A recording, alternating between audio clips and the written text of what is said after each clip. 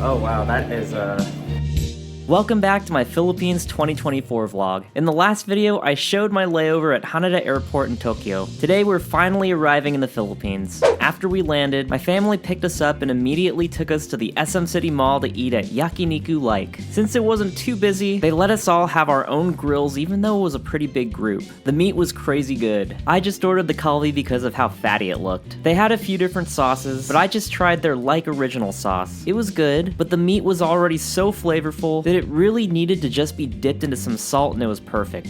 Our first meal in the Philippines was great. After that, we did some shopping at Uniqlo and then headed to my uncle's house. My wife and I stayed in my cousin's room. It was really cool. Besides for the really cool decorations, the best part of the room was the Japanese toilet. The bed was also really comfortable. I'm just talking about how nice it was, but it feels weird. It's like I'm reviewing a family member's house or something. I was really grateful that they let us stay over. It was a super comfortable stay and my family was really nice. We knocked out pretty early that night.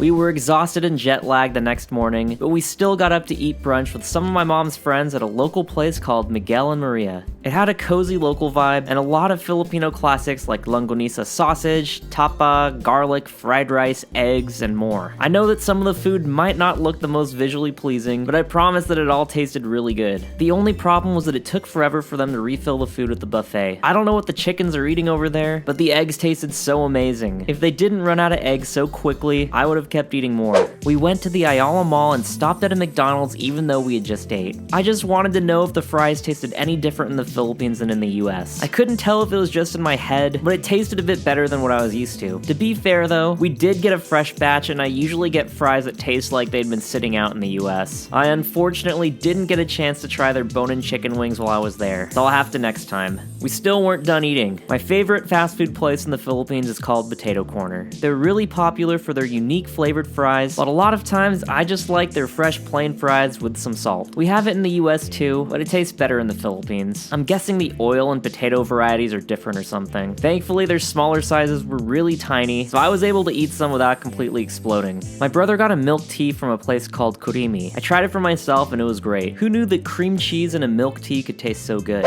We headed back to my uncle's house and it was pouring. Rain in the Philippines is no joke. If I walked into that rain for a couple of seconds, I'd probably be completely drenched. We headed back to the same mall to meet up with some family for dinner. We went to a Filipino restaurant called Crisostomo. I wasn't able to get a lot of footage of the food, but all of it was really good. Their crispy pato is probably the best thing we ate there though. Later that evening, back at my uncle's house, my parents made me try the Filipino delicacy called Balut. I spent over 30 years avoiding this, but this time I couldn't escape it. Oh wow, that's a fetus. Salt? Yeah, I'll take some. Yo, so I want to see my reaction to this. I see the phone's out.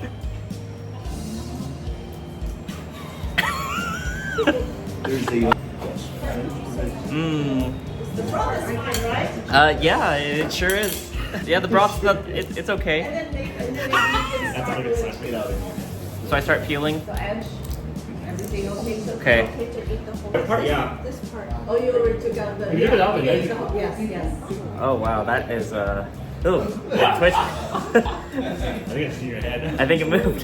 So what do I not eat? This thing I just took out? Yeah, With that? it's literally unchewable. Now I can literally eat the rest of this. Yes. Yeah. Okay. That's the hard part. Okay? That's the yolk, and the other side's the yolk. Look at your face. Close your eyes and then. It still tastes the same with my eyes closed. So you don't want it? See, I gotta finish it. I gotta finish what I started. I'll try a little. Just a little bit. I'll go in the middle of it. Just. That's a good thing. Don't look at it. Dummy. Can't. Can you? Yes, you can. You close your eyes and just imagine the little chick that you're eating. I'm gonna use that vinegar. Thank you. Right. Oh, we forgot to buy it for someone. So, better?